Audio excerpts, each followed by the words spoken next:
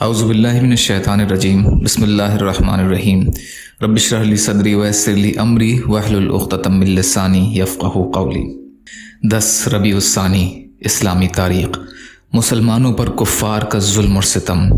کفار اور مشرکین مسلمانوں پر بہت زیادہ ظلم اور ستم ڈھاتے تھے اور دین حق قبول کرنے کی وجہ سے ان کے ساتھ انتہائی بے رحمانہ سلوک کرتے تھے۔ چنانچہ امیہ بن خلف اپنے غلام حضرت بلال حبشی رضی اللہ تعالی عنہ کو تپتی ہوئی ریت پر کبھی پیٹھ کے بل لٹا کر تو کبھی پیٹ کے بل لٹا کر بھاری پتھر رکھ دیتا اور انہیں مارتے ہوئے اسلام چھوڑنے کو کہتا، مگر اس حالت میں بھی حضرت بلال رضی اللہ عنہ عہد عہد کہتے رہتے، یعنی ایک ہی خدا کو پکارتے۔ اسی طرح حضرت عمار بن یاسر رضی اللہ عنہ اور ان کے والدین جب مسلمان ہوئے تو کفار انہیں بے پناہ تکلیفیں پہنچاتے تھے۔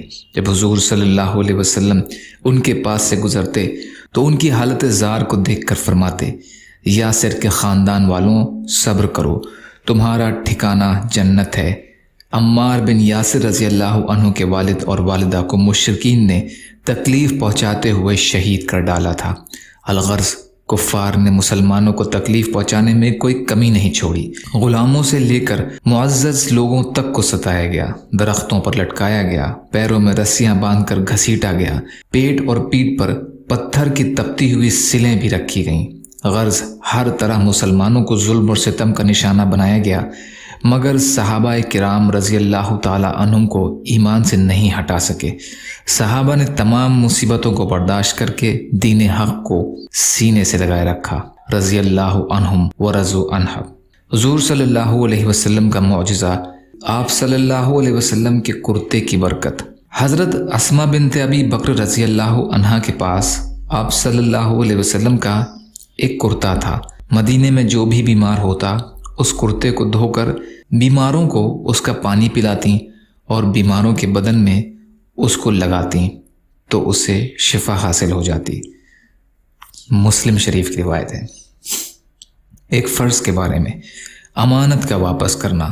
قرآن میں اللہ تعالیٰ فرماتا ہے، اللہ تعالیٰ تم کو حکم دیتا ہے کہ جن کی امانتیں ہیں ان کو لوٹا دو۔ سورہ نساء کی آیت کا ترجمہ۔ فائدہ: اگر کسی نے کسی شخص کے پاس کوئی چیز امانت کے طور پر رکھی ہو تو مطالبے کے وقت اس کا ادا کرنا ضروری ہے۔ ایک سنت کے بارے میں، محتاجگی اور ذلت سے پناہ مانگنا۔ رسول اللہ صلی اللہ علیہ وسلم نے فرمایا، فقر اور محتاجگی اور ذلت سے اس طرح پناہ مانگا کرو، اعوذ باللہ من الفقر والقلت والذلت وان نظلم او نظلم۔ ہم اللہ کی پناہ چاہتے ہیں فقر اور فاقہ اور ذلت سے، اور اس سے کہ ہم کسی پر ظلم کریں یا ہم پر کوئی ظلم کرے۔ ابن ماجہ کی حدیث ہے، ابو ہریرہ رضی اللہ عنہ روایت کرتے ہیں۔ ایک اہم عمل کی فضیلت، حلال روزی حاصل کرنا۔ رسول اللہ صلی اللہ علیہ وسلم نے فرمایا، جس نے حلال روزی کھائی اور سنت کے مطابق عمل کیا اور لوگ اس کے ظلم سے محفوظ رہے تو وہ جنت میں داخل ہوگا۔ مستدرک کی روایت ہے، ابو سعید خدری رضی اللہ عنہ روایت کرتے ہیں۔ ایک گناہ کے بارے میں، شرک کرنے والے کی مثال۔ قرآن میں اللہ تعالیٰ فرماتا ہے، تم صرف اللہ کی طرف متوجہ رہو، اس کے ساتھ کسی کو شریک مت ٹھہراؤ، اور جو شخص اللہ کے ساتھ شرک کرتا ہے تو اس کی مثال ایسی ہے جیسا کہ وہ آسمان سے گر پڑا ہو، پھر پرندے نے اس کی بوٹیاں نوچ لی ہوں، یا ہوا نے کسی دور دراز مقام پر لے جا کر اسے ڈال دیا ہو۔ سورہ حج کی آیت کا ترجمہ۔ آخرت کے بارے میں، قیامت کس دن قائم ہوگی؟ رسول اللہ صلی اللہ علیہ وسلم نے فرمایا، تمہارے دنوں میں افضل دن جمعہ کا دن ہے۔ اسی روز حضرت آدم علیہ السلام کو پیدا کیا گیا، اسی روز ان کا انتقال ہوا، اسی روز سور پھونکا جائے گا، اور اسی دن قیامت قائم ہوگی۔ ابو داؤد کی روایت ہے، اوس بن اوس رضی اللہ عنہ روایت کرتے ہیں، طب نبوی سے علاج، نظر بد کا علاج۔ ایک شخص کو نظر لگ گئی تو رسول اللہ صلی اللہ علیہ وسلم نے اس کے سینے پر ہاتھ مار کر یہ دعا فرمائی، اللہم اذہب عنہ حرہا وبردہا وصبہا۔ اے اللہ اس کی گرمی، اس کی ٹھنڈک اور تکلیف کو دور کر دے۔ چنانچہ وہ شخص ٹھیک ہو کر کھڑا ہو گیا۔ مسند احمد کی روایت ہے، عامر بن ربیہ رضی اللہ عنہ روایت کرتے ہیں، نبی اکرم صلی اللہ علیہ وسلم کی نصیحت۔